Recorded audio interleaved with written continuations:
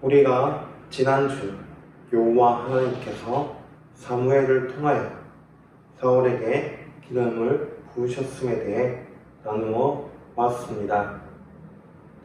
사울은 이제 여호와 하나님의 택하심으로 말미암아 이전과는 다른 이스라엘의 지도자로 세움을 받았습니다. 더불어 하나님께서는 겸손하고 미약한 사울에게 징조도 주셔서 이것을 확증케 하여 주셨습니다. 이러한 사울에게 여호와의 영이 임함은 당연합니다. 이전과는 다른 존재가 되었기에 여호와의 영이 임하여져서 선지자들과 함께 예언을 하며 주변 사람들에게 다른 모습을 보여주었습니다. 그리고 하나님의 때를 기다리는 지혜로운 모습을 통하여 하나님께서는 택하신 자들을 어떻게 변화시켜 주시고 세워주시는지에 대해서 함께 나누어 왔습니다.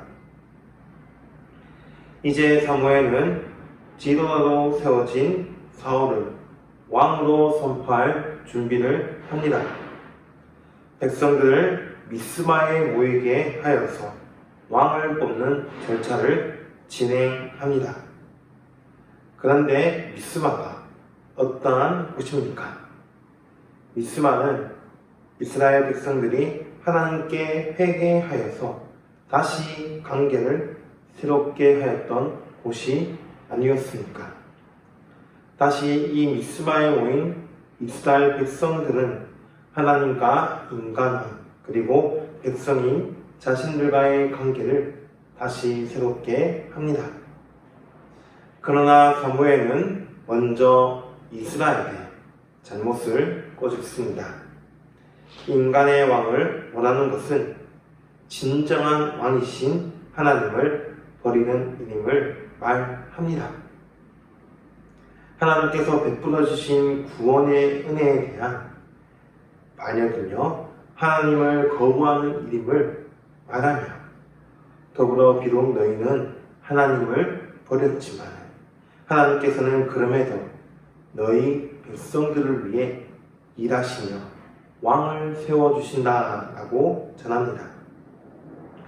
사무엘은 하나님에 대한 그들의 행동을 다시금 상기시키며 진정한 왕이신 하나님을 바라보게 만들고 있는 것입니다. 이제 왕을 뽑기 위한 제비 뽑기를 진행합니다. 이 제비 뽑기를 통해서 어떠한 인간의 개입이 없음을 하나님의 주권 안에 이 모든 일이 진행되고 있음을 보여줍니다.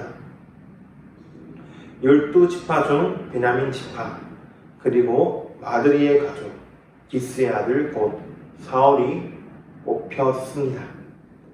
드디어 이스라엘의 왕이 여호와 하나님의 주권 아래에 이스라엘에게 선포된 것입니다. 그러나 왕으로 뽑힌 사울의 모습은 어디에도 보이지 않았습니다. 그러자 백성들은 여호와께 사울의 행방을 여쭈었습니다. 여호와께서는 사울이 행부 사이, 즉 짐 보따리들 사이에 숨어있다라고 대답하셨고 백성들은 달려가서 사울을 데리고 오게 됩니다. 사울이 숨은 이유에 대해서는 기록되지 않았지만 우리가 앞서서 사울을 살펴본 바에 따르면 택하여 주시고 기름을 부어주시고 징조를 보여주셔서 확증하셨지만 아직까지도 자신이 왕이 된다는 것에 대해서 부끄럽고 또 한편으로는 겸손하면서 숨은 듯 합니다. 백성들이 데리고 온 사울의 모습은 백성들보다 훨씬 더 키가 커서 다른 사람들보다 어깨 위만큼 크다라고 합니다.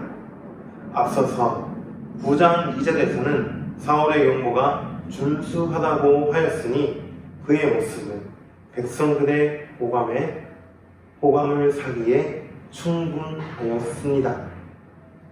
사무엘 역시도 하나님께서 인도하여 주신 제비 뽑기에 의해서 정당하게 왕이 된 이 사울을 높였습니다. 여기서 모든 백성 중 딱 할 리가 없다라는 것은 곧 이스라엘 온 백성 가운데 이만한 인물이 없다라는 것으로 사울과 같이 용모가 뛰어난 자가 이스라엘에게 없다라는 의미입니다. 제비뽑기로 뽑힌 자신들의 왕이 용모까지도 출중하니 이스라엘 백성으로서는 열정적으로 환호성을 지를 수밖에 없었습니다. 그리고 백성들은 왕의 만세를 부르며 사울을 왕으로 인정하고 충성을 맹세합니다. 이제 모든 절차가 마친 후 사무엘은 마지막 조치를 취합니다. 25절에서와 같이 나라의 제도를 백성에게 말하고 책에 기록하여서 여호와 앞에 둔 것입니다. 나라의 제도라고 할 때 우리는 신명기 17장의 말씀이 떠오르게 될 것입니다. 왕의 의무를 기록하면서 이스라엘 왕은 다른 나라의 왕과는 다르다는 것을 알려주며 왕은 진정한 왕이신 하나님을 경외하며 그 왕 역시도 진정한 왕께서 주신 법, 율법을 신실히 따라야 함을 백성들에게 사무엘은 말한 것입니다.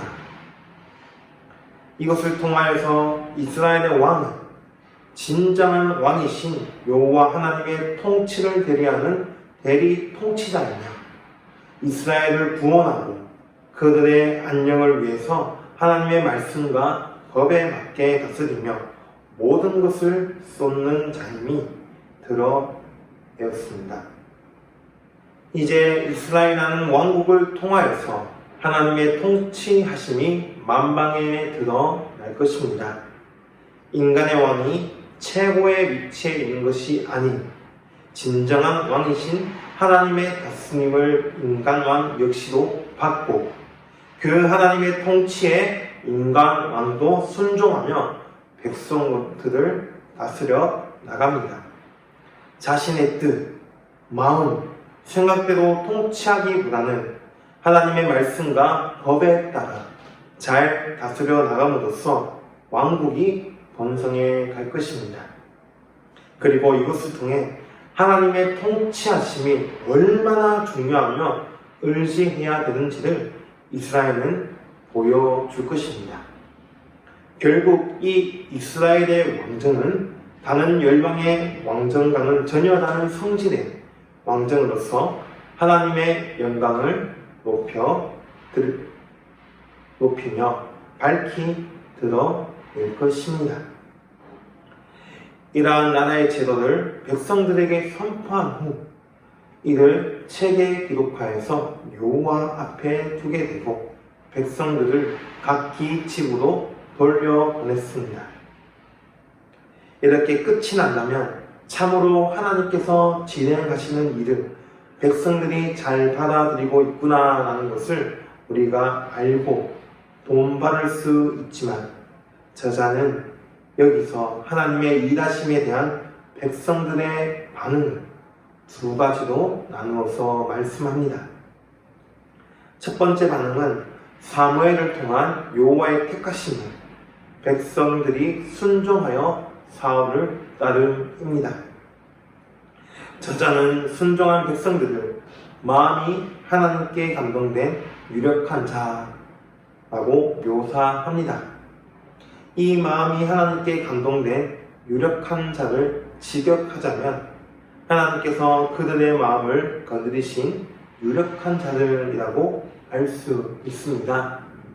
하나님께서 이 유력한 자들의 마음을 건드셔서 집으로 가는 사울과 함께 동행하게 하셨음을 우리가 볼 수 있게 됩니다. 이전에 사울을 다른 마음을 가진 다른 사람, 새 사람으로 변화시키셨던 여호와 하나님께서 이제 유력한 자들의 마음을 감동시키셔서 사울을 지지하게 하신 것입니다. 이제 왕을 통해 맺을 하나님의 통치가 이 하나님에 의해 감동된 지지자들로 의해서 출발할 수 있게끔 하나님께서 순종하는 자를 보내어 함께하여 주심을 우리는 알 수 있습니다. 그러나 모든 사람이 그런 것은 아니었습니다. 이 하나님의 일하심에 대한 두 번째 반응이 있었으니 바로 하나님께서 세우신 사울을 따르지 않은 것이었습니다. 비류들은 이렇게 이야기합니다. 이 사람이 어떻게 우리를 구원하겠느냐 하고 멸시하며 예물을 바치지 않았습니다. 이들은 불량배라고 다른 성경에서 부르고 있는데 직역하자면 이전에 엘리의 아들인 홈니와 비느하스를 가리켰던 불량자 멸망의 자식들입니다. 이 비류들이 여호와를 알지 못했고 여호와를 멸시하였던 그들과 같았다라고 하는 것입니다. 그렇게 하나님께서 주신 왕정에 대한 불만이 컸을 것입니다. 왜 하나님의 선택을 받아야 되는지, 그리고 사울의 모습을 보면서 자신들이 생각했던 왕의 모습이 아니기에, 더 나아가서 세상과는 다른 왕정이 세워지고 있는 것이기에 이 불량배들은 하나님께서 세운 사울을 지지하지 않고 오히려 멸시하였던 것입니다. 이것은 하나님을 거부한 것과도 같습니다. 그렇게 예물조차 준비를 하지 않은 것이었습니다. 하지만 이런 그들의 멸시에도 사울은 잠잠하며 인내하였습니다. 그가 이렇게 잠잠할 수 있었던 이유가 무엇이었을까요? 다른 사람이 되었기 때문입니다. 여호와의 영으로 말미암아 새 마음으로 되었기 때문에 그러한 것이었습니다. 하나님께서 주신 확신과 왕으로서 가질 지혜 등이 가득하였기에 그러한 것이었습니다. 그렇게 사울은 그들의 멸시의 반응을 하지 않을 수 있었던 것이었습니다. 만약 거기에 반응했다면 오히려 그 말에 좌우될 것이고 악을 악으로 갚을 수 있는 그러한 죄를 지을 수도 있습니다. 그러나 사울은 여호와의 영이 충만하였기에 지혜롭게 그 부분을 넘긴 것이었습니다. 그의 모습은 앞으로 왕으로서 모든 상황 속에서 사람들의 부정적인 시각보다는 주님의 뜻에 따라 통치하며 하나님의 영광을 드러내는 왕으로서 세워질 것이라는 기대감이 한층 높여줍니다. 그래서 11장을 살펴보면 이러한 사울 왕의 모습이 나옵니다. 암몬과의 전쟁에서 사울 왕이 승리하여 구원받은 후 백성들이 이 불량배들을 찾아내 죽이자고 하였지만은 그때 사울이 하나님께서 구원을 베푸신 날이기에 죽이지 말자라고 함으로써 비류들에게 이 불량배들에게 도량을 베풀어주는 모습을 보여주며 그가 왕이신 하나님께 나아가는 모습을 통해 통치처 하나님의 영광을 드러내는 왕임을 우리가 볼 수 있게 합니다. 이렇게 사울 왕은 하나님의 일하심으로 이스라엘의 초대 왕이 되어 지혜롭게 하나님의 영광을 드러내는 왕으로 선포되었음을 오늘 말씀을 통하여서 우리가 볼 수 있습니다. 그렇다면 하나님께서는 오늘 말씀을 통하여서 우리에게 말씀하시고자 하는 바가 무엇일까요? 첫째, 하나님께서는 자신을 거부하는 백성들을 위하여서 끝까지 인하시는 분이시라는 겁니다. 사무엘이 미스바에서 이스라엘 백성들을 불러 모아서 하나님과 백성들의 관계를 새롭게 하였습니다. 이제 이스라엘은 왕정으로서 새로운 국가의 단위에서 역사 속에 등장합니다. 그날 때 사무엘은 먼저 하나님께서 베푸신 구원의 은혜를 기억하게 하며 이스라엘이 하나님을 거부한 반역자임을 말합니다. 이러한 사무엘의 모습은 하나님의 통치 아래 이 이스라엘을 세우기 위함이었습니다. 이스라엘은 하나님을 거부하고 버렸지만은 그러나 하나님은 아니셨습니다. 그들을 향해 끝까지 일하여 주시고 버리지 아니하셨습니다. 오히려 자신의 손안에 품어주기 위해서 이스라엘을 위해 왕을 세우셔서 통치하시고자 하셨습니다. 이와 같이 하나님께서는 우리를 결코 먼저 버리지 아니하십니다. 오히려 사람이 하나님을 대적하며 거부하려고 합니다.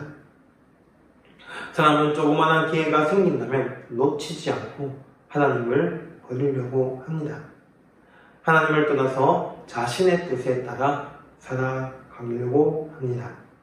하나님의 방식을 거부하며 자신이 맞다라고 합니다. 이것이 바로 하나님을 거부한 죄인의 모습이며 그 안에 죄성으로 말미암아 일어나게 되는 일입니다. 그런데 우리가 하나님을 거부하고 버리려고 할 때 자신의 상황이 좋지 않았을 때 낙심하여서 하나님을 거부하고 버리려고도 하지만 또 한편으로는 너무 신기하게도 자신의 상황이 좋아도 하나님을 거부하고 떠나려고 합니다.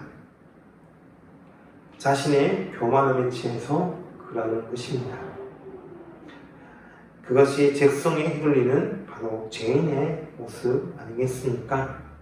우리는 기억해야 됩니다. 우리가 하나님을 거부하고 버려 지옥에 갈 수밖에 없었지만은 예수 그리스도를 통하여서 우리에게 한량없는 은혜를 부어주셔서 백성 삼아주셨음을 그런 하나님을 잊지 말아야 합니다.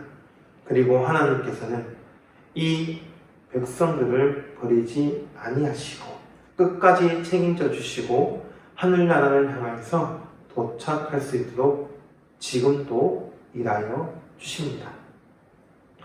예수 그리스도의 십자가로 인하여서 구원하셨음을 알고 믿는 성도는 이제 이 사실을 의심치 않고 평생 기억하며 하나님에게서 벗어나지 않기 위해 하나님의 일하심을 의지하며 살아갈 것입니다. 이 우리를 버리지 아니하시고 끝까지 일하여 주시는 하나님을 오늘 말씀을 통해 알 수 있습니다. 오늘 말씀을 통해 알 수 있는 두 번째는 하나님께서는 그 일하심을 공정한 절차에 따라 사람을 세우셔서 맡기시는 분이시라는 것입니다. 사울이 왕으로 뽑힌 과정을 생각해 보십시오. 어떠한 인간의 개입이 있지 않았습니다. 공정한 절차에 따라 사울은 왕으로 선출되고 뽑힌 것이었습니다. 정확하게 어떤 방법을 했는지 말씀에 나와 있진 않지만은 사무엘은 모든 사람들에게 공정한 기회를 제공하였음을 우리가 보게 됩니다. 그리고 하나님께서 역사하셔서 자신의 주권으로 사울을 뽑아 이스라엘의 왕으로 세워주심으로 사울에게 말씀하여 주시고 성취하여 주신 징조들을 확증하여 주셨습니다. 이처럼 하나님께서는 자신의 백성들을 통치할 왕으로서 사울을 택하셨고 오늘날에도 하나님께서는 택하신 일꾼들을 통하여서 일하게 하심으로써 자신의 일을 이루어 나가십니다. 그 세우심은 다른 사람들도 납득할 수 있는 공정하고 동일한 기회를 통한 세우심입니다. 그 안에는 어떠한 외면적인 힘이나 조건이 작용되지 않습니다. 곧 하나님의 일하심은 사람의 조건이나 힘에 있지 않다는 것입니다.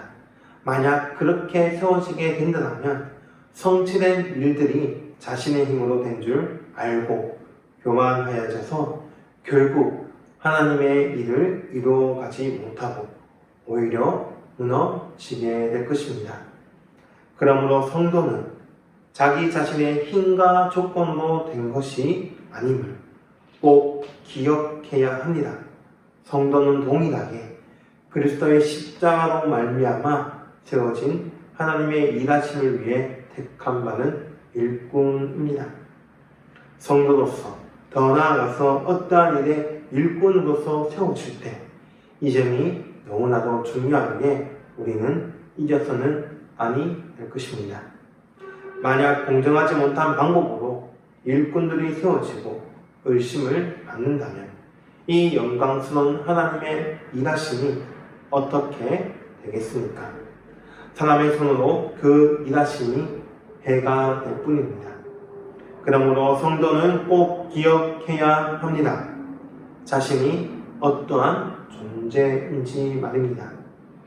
하나님께서 친히 택하셔서 세워진 일꾼임을 기억하며 하나님을 의지함으로써 하나님의 일을 감당해야 합니다. 성도는 하나님께서 세우신 일꾼임을 잊지 말고 하나님의 일을 전심으로 나아가며 결코 그 일을 이루어 나감에 있어서 어떠한 방해가 되어서는 안 됨을 오늘 말씀을 통해 우리에게 말씀하십니다. 마지막으로 하나님께서는 오늘 말씀을 통하여서 때로는 사람이 생각하고 기대하는 방식과는 다르게 일하시는 분이심을 우리에게 알려줍니다. 사울은 공정한 절차를 통하여서 왕으로 뽑혔습니다. 하나님께서 왕으로 세워주신 것입니다. 하지만 일부 하나님을 알지 못했던 백성들은 하나님께서 세우신 사울을 멸시하고 무시하였습니다. 하나님께서 이스라엘에게 나라의 제도를 말씀하여 주셨고 그 제도에 따라 왕국을 세워주셨으므로 백성으로서 그 왕국의 왕을 인정하고 따라야 함이 마땅하였습니다. 그러나 그들은 아니었습니다. 자신들의 생각과 기대와는 다른 왕정이 되어졌기 때문이었습니다. 자신들이 원했던 왕의 모습이 아니었기에 사울을 멸시하였고 사울을 세운 하나님을 멸시한 것입니다. 하나님의 일에 대한 반응에는 이처럼 불만을 가진 배척자들이 있음을 우리는 오늘 말씀을 통해 보게 됩니다. 이와 같이 오늘을 살아가는 우리도 마찬가지입니다. 하나님의 일하심에 대해서 우리는 어떻게 반응하고 있습니까? 생각하는 대로 기대하는 바에 대해서 미치지 아니한다고 실망하고 혹시라도 하나님을 멸시하고 있지는 않습니까? 하나님을 알지 못하는 자들과 같이 그 일들을 보고 있지는 않습니까? 그것은 바른 신앙이 아닙니다. 하나님의 지혜는 우리보다 훨씬 더 뛰어나고 초월적입니다. 하나님께서는 우리의 생각, 기대보다 더 큰 생각과 기대를 가지고 계시고 일하시는 분이십니다. 이것을 성도는 인정하고 겸손히 그 하나님의 계명에 순종함으로써 나아가야 합니다. 하나님의 일하심과 그리고 그 일하심을 위해서 택하신 받는 성도를 향해 멸시하는 분들이 계십니다. 물론 어떤 잘못을 했다면 거기에 응당한 처벌을 받아야 하지만은 그러나 아무 이유 없이 멸시당할 수도 있습니다. 그럴 때 인내하면서 반응하지 말고 하나님을 의지하며 도우심을 간구해야 합니다. 그러지 아니한다면 악을 악으로 갚을 뿐입니다. 성도는 설령 아무 이유 없이 멸시를 받더라도 잠잠히 인내하며 하나님께서 인도하여 주심을 믿으며 그때를 기다려야 될 것입니다. 동시에 하나님의 일꾼으로서 묵묵히 지혜롭게 그 일들을 감당해야 될 것입니다. 성도는 주인의 시선보다 하나님의 시선을 의식해야 하며 하나님께만 인정받기 원해야 합니다. 이것이 사울을 왕으로 선포하신 하나님께서 우리에게 주시는 오늘의 말씀입니다. 이제 오늘 말씀을 마치고자 합니다. 오늘 우리는 사울을 왕으로 선포하신 하나님의 일하심 속에서 백성들을 향한 사랑하심을 엿볼 수 있었습니다. 하나님께서는 우리를 사랑하시기에 끝까지 저버리지 아니하시고 일하시어 하늘나라로 인도하여 주시는 분이시며, 그리고 택하신 우리 성도 지체들을 통하여서 그 일들을 행하시는 분이십니다. 그러나 때로는 우리가 기대하고 생각했던 방식과 다르게 일하시는 그 하나님이시기에 우리는 이 점을 알고 하나님의 생각과 방식이 비록 이해되지 않더라도 그 크신 하나님의 계획하심을 믿고 순종하며 나아가는 우리가 되어야 될 것입니다. 이러한 하나님의 일하심에 대해서 마냥 좋게 생각하지 않는 사람들이 있습니다. 반드시 하나님께서 일하실 때, 택하신 자들을 통해 일하실 때 이 일들을 부정하고 멸시하는 자들이 있습니다. 그들은 곧 하나님의 사랑을 무시하고 배척하는 것입니다. 그럴 때 성도는 어떻게 해야 되겠습니까? 그것에 반응하지 않고 묵묵히 그 일하심에 세워진 자로서 전심을 다해 하나님께서 인정하시는 일꾼으로 우뚝 서야 할 것입니다. 사람의 평가가 아니라 하나님의 평가를 받는 일꾼으로 서야 된다는 것입니다. 자신의 힘과 조건으로 한다고 생각한다면 오히려 거기에 맞받아치게 될 것이고 결국 상처만 남게 될 것입니다. 그 부정적인 말과 멸시에 휘둘리게 될 뿐입니다. 그러나 우리가 누구입니까? 이미 성령님께서 충만하게 함께하여 주시는 성도 아닙니까? 성도는 성령님의 충만하심으로써 거기에서 벗어나 하나님의 인도하심을 바라보며 확신 속에서 일들을 감당합니다.